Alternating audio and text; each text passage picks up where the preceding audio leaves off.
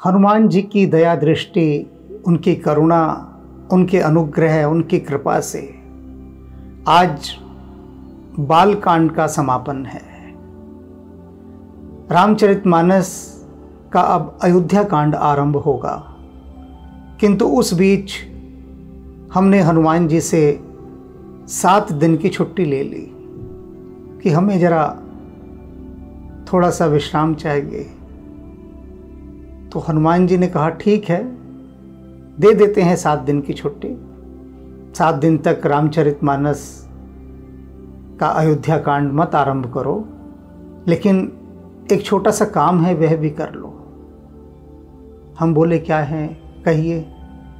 बोले कुछ नहीं, इतने प्रश्न तुम्हारे पास आए हुए हैं, उन प्रश्नों के उत्तर दो और कुछ ध्यान विधियां भी दे दो। यानी खाली नहीं बैठने देंगे, वो राम काज पर लगाए रखेंगे। कैसी छुट्टी दी है उन्होंने, देख लिया आपने, काम पर लगा दिया। छुट्टी में भी काम करवा रहे हैं, बताइए। पर कोई बात नहीं, अब वो अपने इस सेवक के साथ ठिठौली नहीं करेंगे तो किसके साथ करेंगे? बाकी लोग तो बुरा मान जाएंगे ना। और हम तो हनुमान जी की ठिठोली में भी आनंदित होते हैं कि उन्होंने हमें इस काबिल तो समझा कि हमसे मजाक किया जा सके। बड़ी कृपा है उनकी। तो अब 1 सप्ताह तक 8 बजे रात के प्रश्नोत्तरों पर चर्चा होगी और उसके माध्यम से कुछ ध्यान विधियां दूंगा। और सुबह 4:30 बजे विनय पत्रिका जो चल ही रही है वह चलती रहेगी हनुमान जी की कृपा से।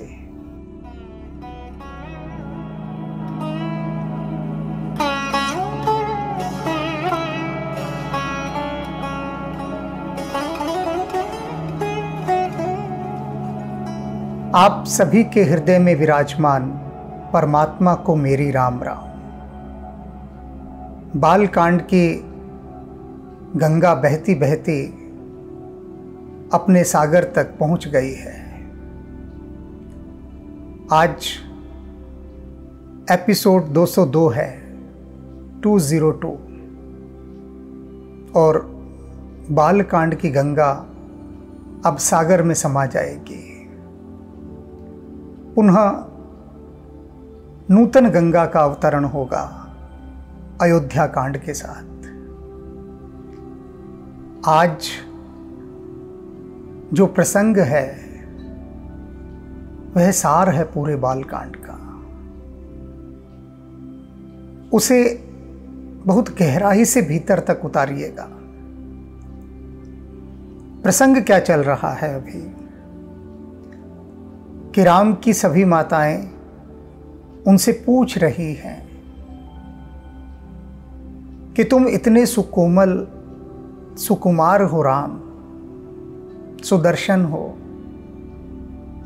कैसे तुम ताड़का को मार पाए? कैसे इतने भयंकर और विकट राक्षसों को सुबाहु और मारीच के साथ तुमने समाप्त कर दिया? देखते ही देखते राक्षसों का वध कर दिया। हम समझ नहीं पा रही हैं, समझे भी वे कैसे? उनके लिए तो राम अभी तक गोद में खेलते बालक ही हैं। उन्होंने सदा राम का स्नेहमयी पुत्र का रूप देखा है, बाल रूप देखा है। योद्धा राम क्या हैं, माताओं को यह देखने का सौभाग्य तो कभी मिला ही नहीं। तो बहुत आश्चर्यचकित है माताएं। और फिर वे कहती हैं कि राम तुम इतने दिन हमसे दूर थे, हम जी ही नहीं, तुम्हारे बिना जीना होता ही नहीं, जीवन ही नहीं होता जब तुम नहीं होते। तुम ही तो प्राण हो। तो जितने दिन हमने तुमको नहीं देखा उतने दिन विधाता को हमारी आयु से कम नहीं करने चाहिए, क्योंकि आयु से तो वे ही दिन कम किए जाते हैं जो हमने जी लिए हैं, और वे दिन तो हमने जिए ही नहीं। राम बिन भला क्या जीवन। और वे इस तरह से राम से अपने मन की बात कह रही है।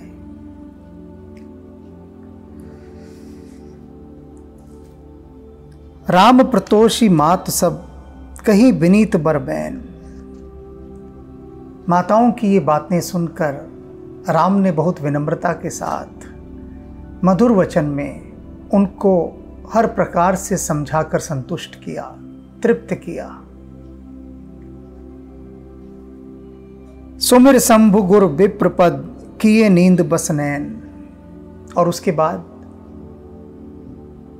भगवान शिव को नमस्कार किया, गुरुओं को नमस्कार किया, ब्राह्मणों को नमस्कार किया और फिर कहा माताओं से कि अब मुझे भी नींद आ रही है, मुझे भी सोना है। और ऐसा कहकर फिर उन्होंने निद्रा में प्रवेश किया। नींद हूं बदन सोहो सुठ लोना। सोते हुए राम का मुख बहुत सुहावना लग रहा था। कितना सुहावना लग रहा था और कैसा सुहावना लग रहा था। मन हो सांझ सरी रूह सोना। जैसे सांझ होने पर लाल रंग का कमल सो जाता है, ऐसे ही सोते हुए राम का मुख शोभायमान हो रहा था। घर घर करही जागरण नारे। राम सो गए हैं, उनके सभी भाई तो उनकी आज्ञा से उनसे पहले ही सो गए थे। अयोध्या लेकिन जागी है। अयोध्या की सारी नारियां जागी हैं। देही परस्पर मंगल गारे। और वे आपस में एक दूसरे को मंगलमय गालियां दे रही हैं। लोकगीतों की परंपरा है। अयोध्या नहीं सोए, अयोध्या जागी हुई है। पूरी विराजत राजति रजनी। रानी कहीं है बिलोको हूं सजनी। रानियां अपनी सखियों से कहती हैं कि सुनो सजनी, देखो ये कैसी रात है, कैसी प्यारी रात है। ये अयोध्या कैसी जगमगा रही है। ऐसी रात की इसमें भी अयोध्या जागी हुई है। सुंदर बधून सास ले सोई। और फिर वे माताएं अपनी अपनी बहुओं को साथ ले जाकर सो गई। फनिकन जनु सिर मनी उर्गोई। और वो कैसे सो रही थी, अपनी बहुओं को साथ लेकर, कि जैसे मणिधारी सर्प होता है, जिस मणि को वो अपने सिर पर रखकर नाचता है, वह मानो इस समय उस मणि को अपने हृदय में छुपाकर रखे हुए है।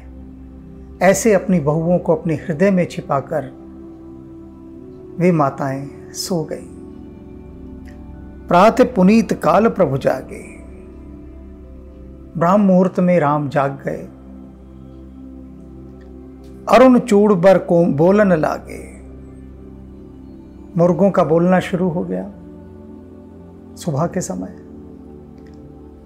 बदी मागधही गुण गाए। और बंदी जन और मागध जो थे वो गुणगान गाने लगे, यश कीर्ति गान गाने लगे। पुरजन द्वार जोहारन आए। नगरवासी वंदना करने के लिए आ गए राम की।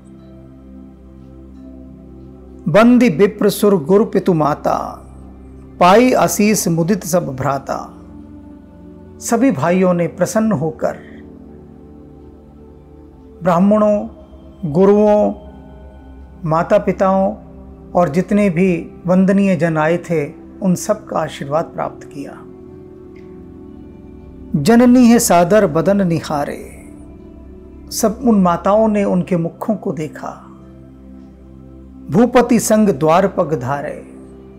और फिर राम अपने भाइयों और पिता दशरथ के साथ द्वार से बाहर निकले। कीनी सोच सब सहज सुचि। सरित पुनीत नहाई। दैनिक क्रियाओं से निवृत्त होकर उन्होंने सरयू नदी में स्नान किया। प्रात क्रिया करी तात पहीं आए चारू भाई। और उसके बाद प्रातःकालीन संध्या उपासना करके पूजा करके सुबह की पूजा वे चारों भाई राजा के पास पहुंचते हैं, अपने पिता दशरथ के पास पहुंचते हैं। स्नान इत्यादि कर लिया है सरयू में, पूजा भी कर ली, अब पिता के पास पहुंचते हैं। भूप बिलोक लिए उरलाई। जैसे ही दशरथ ने देखा चारों पुत्रों को, आगे बढ़कर हृदय से लगा लिया। बैठे हर्ष रजायस पाए, और आज्ञा पाकर पिता की वे सभी बैठ गए। देख राम सब सभा जुड़ानी। राम को देखते ही जितनी भी सभा थी, सारे सभासद जो वहां थे, सबके कलेजे पर ठंडक पड़ गई, मन में शांति छा गई राम को देखते ही। लोचन लाभ अवधि अनुमानी। और उनकी आंखें सुंदरता की सीमा राम के दर्शन कर कर के लाभान्वित हो रही थी। राम सुंदरता की सीमा है, उससे आगे कोई सुंदरता नहीं है। और सभासद उस सुंदरता की सीमा को अपनी आंखों में बसा रहे थे, लाभान्वित हो रहे थे, आंखें देख रही थी और हृदय शीतलता पा रहा था। पुनि वशिष्ठ मुनि कौशिक आए। विश्वामित्र और वशिष्ठ जी भी आए। सुभग आसन ही मुनि बैठाए। सुंदर आसनों पर दशरथ ने उनको स्थान दिलवाया, बिठाया। सुतन समेत पूजी पद लागे। और उसके बाद अपने बच्चों के साथ, चारों बेटों के साथ मुनियों के चरण स्पर्श किए, चरण वंदन किया। निरख राम दो गुरु अनुरागे। वे दोनों गुरु विश्वामित्र और वशिष्ठ राम को देखकर प्रेम से भर गए। कई ही वशिष्ठ धर्म इतिहासा, सुन ही महेश सहित रनवासा। वशिष्ठ जी धर्म का इतिहास बता रहे हैं, सत्संग कर रहे हैं, उपदेश दे रहे हैं। सुन ही महेश सहित रनवासा। और जो महीस हैं, राजा हैं दशरथ, वे अपनी रानियों के साथ रनवास की जितनी रानियां थी उनके साथ बैठकर वशिष्ठ का जो धर्म का इतिहास है उसे सुन रहे हैं। मुनिमन अगम गादि सुत करनी। और उसके बाद विश्वामित्र ने जो जो कार्य किए हैं उन सब का बखान वशिष्ठ जी ने किया। मुदित वशिष्ठ विपुल विधि भरने। और बहुत हर्षित मन से और विविध प्रकार से उनके कृत्यों का, व्यक्तित्व का वर्णन वशिष्ठ जी ने किया। बोले माँ वामदेव सब साँचे। वशिष्ठ जी ने जब ये सारा महिमा मंडित वर्णन विश्वामित्र जी का किया तो उसे सुनकर वामदेव जी बोले कि आपने सत्य कहा। ऐसे ही हैं ऋषि श्रेष्ठ विश्वामित्र, जैसा आपने कहा है वशिष्ठ जी।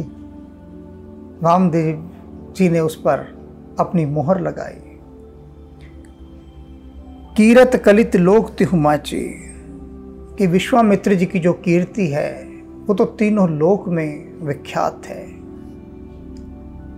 सुन आनंद भयहु सब काहू, राम लखन और अधिक उछाओ।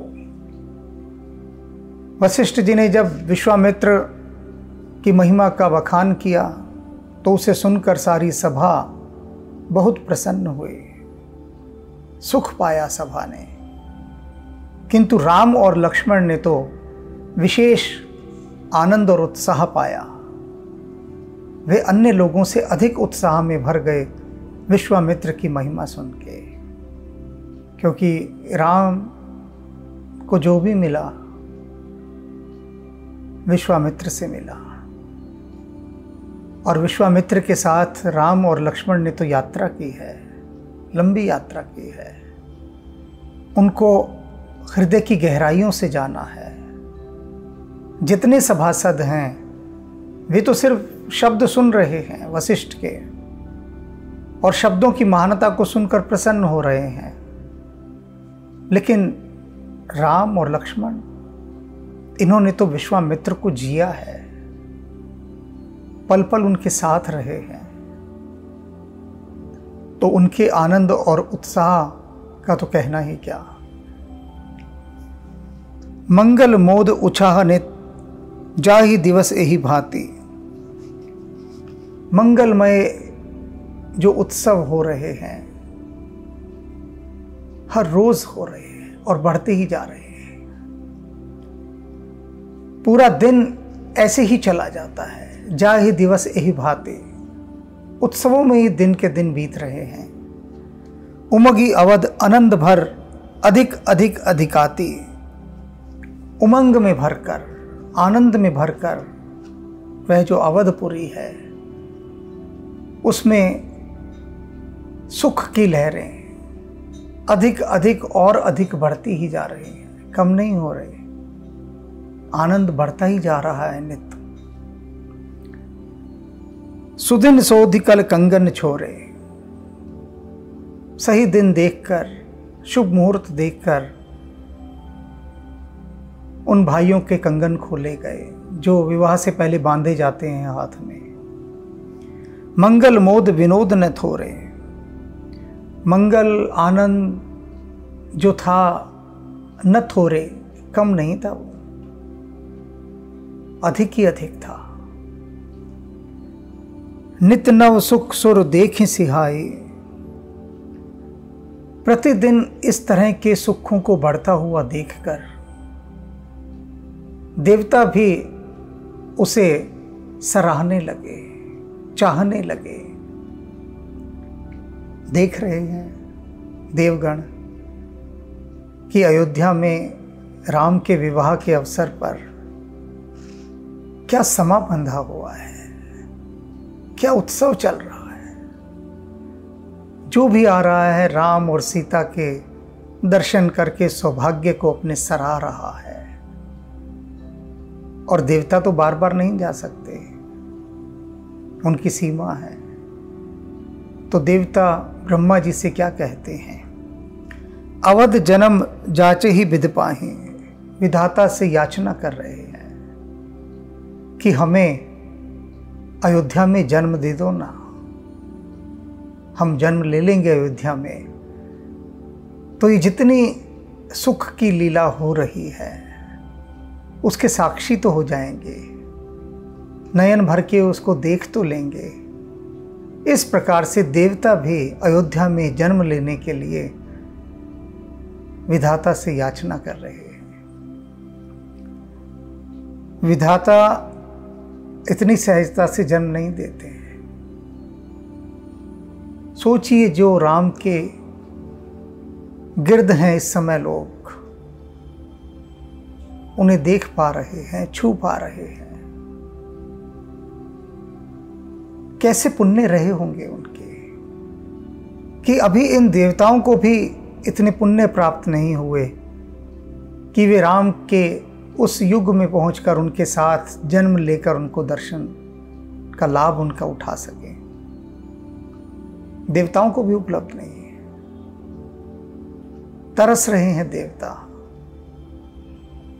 तो निश्चित रूप से देवताओं की अभी बारी नहीं आई है। होता भी यही है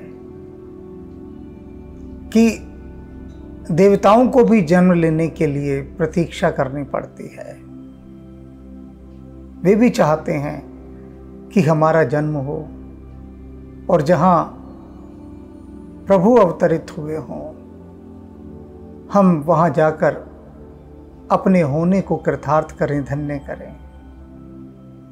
तो प्रार्थना उन्होंने ऐसी की ब्रह्मा जी से।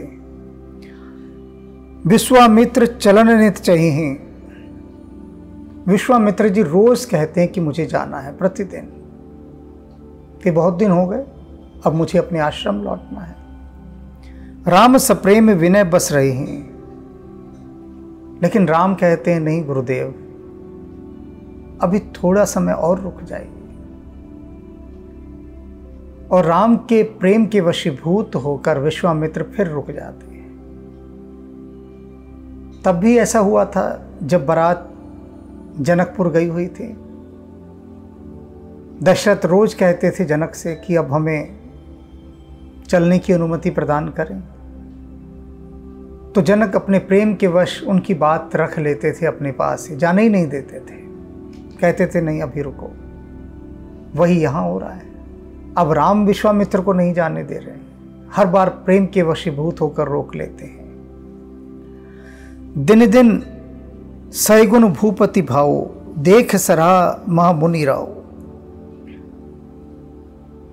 दशरथ का प्रतिदिन 100 गुना वैभव बढ़ता जा रहा था, धन समृद्धि यश सब बढ़ता जा रहा था।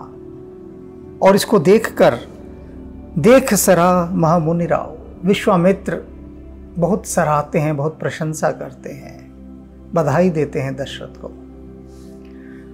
मागत विदा राव अनुरागे। अंत में जब बहुत हो गया तो विश्वामित्र ने दशरथ से अनुमति मांगी, राम से नहीं कहा, पता था राम फिर रोक लेंगे। दशरथ से कहा, और दशरथ अनुमति दे देंगे तो फिर राम कुछ नहीं बोलेंगे, तो उनसे अनुमति मांगते हैं। सुता समेत ठाड़ भय आगे। और जब दशरथ से कहा कि मैं जाना चाहता हूं, तो दशरथ प्रेम में ऐसे भर गए कि अपने सारे पुत्रों को लेकर उनके आगे खड़े हो गए विश्वामित्र के। नाथ सकल संपदा तुम्हारी। और क्या कहते हैं कि हे स्वामी, ये जितनी भी अयोध्यापुरी है, मेरा साम्राज्य है, सिंहासन है, यह सब आप ही की संपदा है। मैं सेवक समेत सुत नारी, मैं अपने बच्चों और स्त्रियों के साथ आपका सेवक हूं, यह सब आप ही का है। उनको न जाने से रोकने के लिए कह रहे हैं कि ठहर जाइए, ये सब आपका है, हम भी आपके सेवक हैं। करब सता लरिकन पर छोहो। किंतु विश्वामित्र को तो जाना ही था आश्रम में, नहीं माने वो। तो अब दशरथ कहते हैं कि आप भी जो मेरे बच्चे हैं, इन पर अपना प्रेम बनाए रखिएगा। दर्शन देत रहब मुनि मोहो। और हे मुनिवर, ऐसा ना हो कि आप चले जाएं तो फिर लौट कर ना आए, आते रहिएगा और मुझे दर्शन देते रहिएगा, बच्चों पर अपना स्नेह बनाए रखिएगा। अस कह राव सहित सुतरानी, परेऊ चरण मुख आवन बाने। ऐसा कहकर दशरथ अपनी रानी और बच्चों के साथ विश्वामित्र के चरणों में गिर पड़े। और उनसे कुछ कहा नहीं जा रहा था, उनकी वाणी अवरुद्ध हो गई थी भावावेश के कारण, आनंद के कारण, प्रेम के कारण। अब बोला नहीं जा रहा था, बस उनके चरणों में गिर गए। दीनी असीस विप्र बहु भांति। विश्वामित्र ने उनको बहुत प्रकार से आशीषें दी, आशीर्वाद दिए। चले न प्रीत रीत कही जाती। विश्वामित्र चल तो दिए, लेकिन उनके प्रेम की जो गति थी उसे कहा नहीं जा सकता था। उनका हृदय जिस प्रेम की सदगति को प्राप्त हुआ था, दशरथ के पास रहकर, राम के साथ रहकर, उस प्रेम की गति का कोई और छोर नहीं है, कोई था नहीं है। राम सप्रेम संग सब भाई, आयुष पाई फिरे पहुंचाई। राम ने अपने सभी भाइयों के साथ विश्वामित्र को कुछ दूर तक छोड़कर आने की अनुमति मांगी अपने पिता से।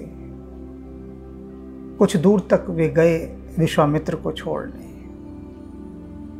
और फिर विश्वामित्र ने उनको लौटने के लिए कहा कि अब जाओ, बहुत दूर तक तुम मेरे साथ आ गए, लौट जाओ।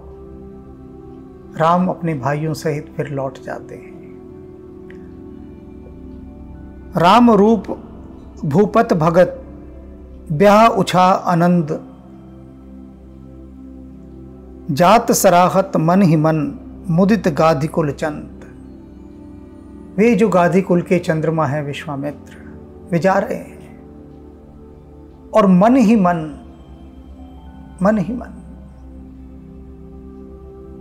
परम आनंदित हो रहे हैं। क्या याद कर करके आनंदित हो रहे हैं?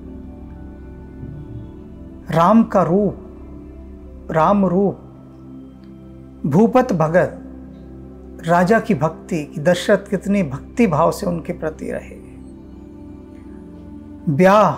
विवाह का जो समारोह है, उत्साह आनंद, वह जो उत्साह, वह जो आनंद की लहरें थी, वह पूरा समय उसको सराह रहे हैं जाते जाते रास्ते में। कहे ना, उनके प्रेम की गति ऐसी हो गई थी। लौट रहे हैं रास्ते में अपने आश्रम की तरफ, एक एक करके सारी चीज उनको दोबारा से याद आ रही है और उनके मन को आनंद से और उत्साह से भर रही है। राम का रूप, दशरथ की भक्ति, विवाह का वह सारा प्रसंग, ये सब उनको झुमा रहा है। वामदेव रघुकुल गुर ज्ञानी, वामदेव जी और रघुकुल के गुरु वशिष्ठ जी बहुरी गाधि सुत कथा बखानी। जब राम आ गए हैं विदा करके अपने भाइयों के साथ विश्वामित्र को, तब वशिष्ठ जी और वामदेव जी वे पूरी सभा को विश्वामित्र की महिमा सुनाते हैं कि क्या हैं विश्वामित्र, उनके विषय में सब बताते हैं। सुन मुन सुजस मन ही मन राहु, बरनत आपन पुण्य प्रभाव। जो सुनाते जा रहे हैं महिमा विश्वामित्र की, और दशरथ उसे सुनते जा रहे हैं और सुनते सुनते मन ही मन अपने भाग्य को, अपने पुण्य को सराह रहे हैं कि कितना सौभाग्यशाली हूं मैं कि वे विश्वामित्र जिनकी यश और कीर्ति का बखान, जिनके कृत्यों की महिमा का गुणगान वामदेव और वशिष्ठ जी कर रहे हैं, वे मेरे पास आए थे, मुझसे राम को मांगने आए थे। कितना सौभाग्य है मेरा, क्या किस्मत लेकर आया हूं मैं। अब ये अनुभव कर रहे हैं। उस समय तो मन चंचल हो गया था, डर गए थे कि राम को कैसे भेज दूं। सौभाग्य हमारे द्वार पर आता है, खटखटाता है द्वार, और हम कोशिश करते हैं कि द्वार बंद करते, डर जाते हैं, सौभाग्य को पहचान नहीं पाते। और विश्वामित्र तो महासौभाग्य बनकर आए थे। दशरथ जैसी चेतना भी उस महासौभाग्य को ना जान सकी, बिसरा रही थी उनके आने को, उनके कुछ मांगने को बिसरा रही थी। लेकिन विश्वामित्र के कृपा कटाक्ष, उन्होंने तार दिया दशरथ को। बहुरे लोग रजायो सुभयु, सुतन समेत नृपगृह गई हो। राजा की आज्ञा से फिर लोग अपने अपने घर को चले गए। सुतन समेत नृपह गृह गई हो। और जब सारी सभा चली गई तो दशरथ भी अपने पुत्रों के साथ अपने महल में चले गए। जहाँ तहाँ राम ब्याहु सब गावा, सुजस पुनीत लोक तिहु छावा। जहाँ तहाँ जब देखो, जिस जगह पर देखो, राम के विवाह की ही चर्चा हो रही थी, उसी का गान हो रहा था। और तीनों लोग राम के विवाह के गीत गा गा कर ही अपने को तृप्त होते नहीं पा रहे थे। गूंज रहे थे तीनों लोकों में राम के विवाह के गीत। आए ब्याही रामु घर जबते, बसई आनंद अवध सब तब दे। जब से राम ब्याह कर घर आए हैं, तब से एक एक घर में आनंद समा गया है। चहु और आनंद ही आनंद है। प्रभु विवाह जस भय हो उछा हो, सकही न बरनी गिरा अही ना हो। राम के विवाह से जो उत्साह और आनंद उत्पन्न हुआ, उस उत्साह और आनंद को सरस्वती और शेषनाग यह भी नहीं कह सकते। इनसे भी कहा नहीं जा सकता वह आनंद। वह इतना बड़ा है, इतना पार का है, इतना अलौकिक है, दिव्य है। कवि कुल जीवन पावन जाने। तुलसीदास जी कहते, मैंने कवि के कुल में जन्म लिया है, कवि बना हूं। तो उस कवि के कुल को पवित्र करने के लिए मैं यह राम कथा कह रहा हूं, राम का चरित्र कह रहा हूं। राम सिय जस मंगल खाने। और यह जानकर कि सीता और राम मंगल की खान है, कल्याण की खान है, उनके चरित्र का मैं गान कर रहा हूं। तेही ते मैं कछु कहा बकाने। इसी कारण से मैं थोड़ा बहुत कुछ कह पाया हूं।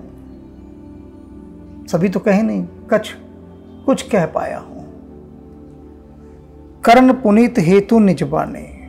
और इसका सबसे बड़ा कारण क्या है कहने का, वे अंत में बता रहे हैं कि राम के यश का, उनकी महिमा का गुणगान करके मैं सिर्फ एक ही काम कर रहा हूं, एक ही कारण से उनको गा रहा हूं राम को। और वह एक ही कारण क्या है? करण पुनीत हित निज बानी। अपनी वाणी को पवित्र करने के लिए मैं यह राम की कथा कह रहा हूं। साफ कह रहे हैं तुलसीदास जी, आप लोगों के लिए नहीं कह रहा हूं मैं, अपने लिए। स्वांतः सुखाए, अपनी वाणी को पवित्र करने के लिए, पावन करने के लिए। यह जो मेरी वाणी इतनी विषय वासनाओं की बातें भी कहती रहती है, उसको वहां से हटाकर राम में लगाने के लिए मैं यह राम की कथा कह रहा हूं।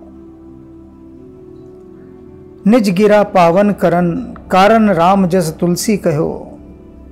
अपनी वाणी को पवित्र करने के कारण ही राम ने अपनी वाणी, राम का नाम तुलसी ने अपनी वाणी पर रख लिया है। और हर समय मैं राम की महिमा का ही गुणगान इसलिए करता रहता हूं कि मेरी वाणी पवित्र रहे। रघुबीर चरित्र अपार वारधि। जो राम का जो चरित्र है ना, वह अपार सागर है जिसका कोई पार नहीं पा सकता। पारु कवि कौन लई हो, उसका पार भला कौन कवि ऐसा होगा दुनिया में जो राम रूपी सागर की थाह लेकर आ सके? कोई भी नहीं है। उपबीत ब्याह उछाह मंगल, सुनजे सादर गावहीं। और कहते हैं जो भी भक्त राम के यज्ञोपवीत होने से लेकर उनके विवाह तक का जो प्रसंग है, बड़े उत्साह, आनंद और भक्ति के साथ गाएगा, जो भी वैदे ही राम प्रसाद ते जन सर्वदा सुख पावहीं। वह व्यक्ति सीता और राम इन दोनों की कृपा को प्राप्त करेगा और संसार के सारे सुख उसे प्राप्त होंगे। बालकांड के इस यज्ञोपवीत से लेकर विवाह के समय तक का, इसका जो भी बार बार श्रवण करेगा, मन में इसे बसाएगा। लेकिन कैसे कह रहे हैं? भक्तिपूर्वक, आनंदपूर्वक, उत्साहपूर्वक, यूं ही नहीं, सुनने की भी कला होती है। आप अभी जैसे यह सब सुन रहे हैं, व्याख्यान जो मेरे माध्यम से हनुमान जी करवा रहे हैं, यह व्याख्यान, इसको सुनने के दो तरीके हैं। एक तो ये कि आप घर गृहस्थी के 10 काम करते हुए बैठकर इसे सुन रहे हैं, इधर भी देख रहे हैं, उधर भी देख रहे हैं, घंटी भी बज रही है, फ़ोन भी सुन रहे हैं, और हर अपनी जो गतिविधि है, जो भी एक्टिविटी है आपकी, वो सब कर रहे हैं। और उस करते समय बहुत कुछ बीच में से छूट भी रहा है, मिस भी आप कर रहे हैं बहुत कुछ। तो एक तो सुनने की यह विधि है, बेमन की विधि, कि बस लगा दिया, चल रहा है, सुन रहे हैं, एक आध शब्द कोई कान में पड़ गया, ठीक है, बाकी छोड़ दिया। एक तो ये विधि है सुनने की। और दूसरी विधि क्या है? दूसरी विधि है कि आपने अपने को पूर्ण एकांत में कर लिया, चाहे तो रात को, ये अब सोने जा रहे हैं, सोने से पहले आपने अपना शयन कक्ष बंद कर दिया, वह कक्ष आपका एकांत कक्ष हो गया, अब किसी की कोई बाधा नहीं।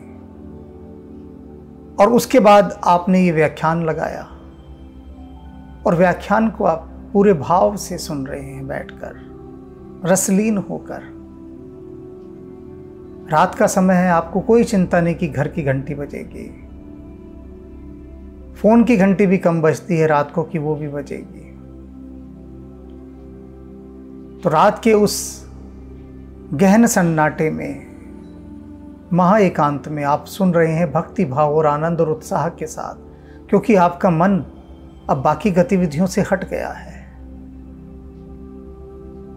तो जो दिन में ऐसा आयोजन अपने लिए कर सकते हैं, वे दिन में करें। जो रात को कर सकते हैं, रात को तो सभी कर सकते हैं, दिन में सभी नहीं कर सकते। सोएंगे तो सभी ना, शैया पर तो सभी जाएंगे। तो जब शयन कक्ष में चले गए, अपने बिस्तर पर आप आ गए, अब कोई बाधा नहीं पहुंचाने आने वाला। कहते हैं ना, रात तो अपनी है। तो उस अपनी रात में उत्साह, आनंद और भक्ति के साथ जब आप सुनेंगे इन व्याख्यानों को, तो सारी रात आप इन प्रसंगों के साथ ही रहेंगे। इन सुखमूल राम और सीता की महिमा का जो रस, जो तरंगे आपके भीतर गूंजेंगी, प्रवाहित होंगी, वे पूरी रात आपको पोषित करेंगे, नरिश करेंगे। आपकी पूरी चेतना स्नान करेगी सारी रात। यह है रात को स्मरण करने की महिमा। इसीलिए तो जागरण कहते हैं, जाग के सुमिरन करना। जाग कर जब उसको सुमिरते हैं, याद करते हैं, तब शब्द बनता है जागरण। और इसीलिए जाग कर भक्ति भाव से, उत्साह के साथ, जैसा तुलसीदास जी ने कहा है, इस सारे प्रसंग को सुनिएगा। सिय रघुबीर बिबाहु जे, सब प्रेम गाव ही सुनहि, तिन्हें कहूँ सदा उछाहु, मंगलायतन राम जस। जो भी, तुलसीदास जी फिर दोहरा रहे हैं अपनी बात को, कि जो भी रघुनाथ जी और सीता जी के इस विवाह के प्रसंग को प्रेम के सहित सुनेगा, गाएगा, वह सदा उत्साह और आनंद से भरा रहेगा। मंगलायतन, मंगल का घर है वे राम। और जो मंगल का घर है, उनमें जो कोई डूब रहा है, उनको सिमर रहा है। अब देखा ना आपने, जो विवाह का उत्सव था, दिन प्रतिदिन बढ़ता जा रहा था। हृदय में आनंद ही आनंद भरा है सभी के। तो इस सारे प्रसंग को जो पी जाएगा और पीता रहेगा, राम और सीता की कृपा का प्रसाद वह सुख, उत्साह, आनंद के रूप में पाएगा। यह तुलसीदास जी का सत्य वचन है। अब आप अपने भीतर संकल्प कर लीजिए कि पुनः इन सारे व्याख्यानों को एक एक कर सुनेंगे फिर से, और जो विधि बताई है उस विधि से सुनेंगे। रात सोने से पहले पूरे संसार से अपने को अलग कर लीजिए। कृष्ण कहते हैं, जब संसार सोता है तो योगी जागता है। संसार सोया हुआ है, आप जागिए, जागकर स्मरण कीजिए, आपका सच्चा जागरण होगा। ये जगराता होगा असली, और इस जगराते का फल यह होगा, आपके जीवन में आनंद आएगा, राम और सीता की कृपा का प्रसाद बरसेगा। बालकांड से अपनी यात्रा फिर आरंभ कीजिएगा। अब अयोध्या कांड का आरंभ होगा। हनुमान जी की परम कृपा से, सभी देवी देवताओं के सहयोग से, आप सभी के प्रेम से, गुरुजनों के आशीर्वाद से, और अन्य समस्त अज्ञात और ज्ञात देवी देवताओं और गणमान्य जनों के शुभ वचनों से, शुभाशीष से बालकांड आज पूर्ण हुआ। मैं सभी के प्रति अपनी कृतज्ञता और आभार प्रकट करता हूँ। राम राम। राम प्रतोषी मात सब, कही विनीत बर बैन। सुमिर शंभु गुरु बृप पद, ये नीद बस नैन। नीदौ बदन सोहु सुठिलोना, मनहु साज सरसी रूसोना। घर घर करहि जागरण नारी, देहि परस पर मंगल गारी। पुरी विराजति राजति रजनी, रानी कहई बिलोकहु सजनी। सुंदर बदुन सास लै सोई, फनिकन जनु सिर मणि उर गोई। प्रात पुनीत काल प्रभु जागे, अरुण चूड़ बर बोलन लागे। मंदी मागधनी गुणगन गाए, उर्जन द्वार जोहारन आए। बंदी बृहस्पति गुरु पितु माता, पाई असीस मुदित सब भ्राता। जननीन सादर बदन निहारे, भूपति संग द्वार पगुदारे। कीनी सोच सब सहज सुचि, सरित पुनीत नहाई। प्रात क्रिया करी तात पही, आए चारियो भाई। भूप बिलोक लिए उरलाई, बैठे हरसी रजायु सुपाई। देखी राम सब सभा जुरानी, लोचन लाभ अवधि अनुमानी। पुनि विशिष्ट मुनि कौशिक आए, सुबग आसन निन सुबग आसन निन मुनि बैठाए। सुत समेत पूज पद लागे, निरखे राम दो गुर अनुरागे। कहै विशिष्ट धर्म इतिहासा, सुनई महिष सहित निवासा। मुनि मन आगम गादि सुत करनी, मुदित वशिष्ठ विपुल विधि बरनी। बोले वामदेव सब साची, कीरति कलित लोक तिहु माची। सुनि आनंद भयो सब काहू, राम लखन और अधिक उछाहू। मंगल मोद उछाह नित, जाहि दिवस एहि भांति। उमगी आवद आनंद भरी, अधिक अधिक अधिकाति। सुदिन सोदिकल कन कन छोरे, मंगल मोद विनोद न थोरे।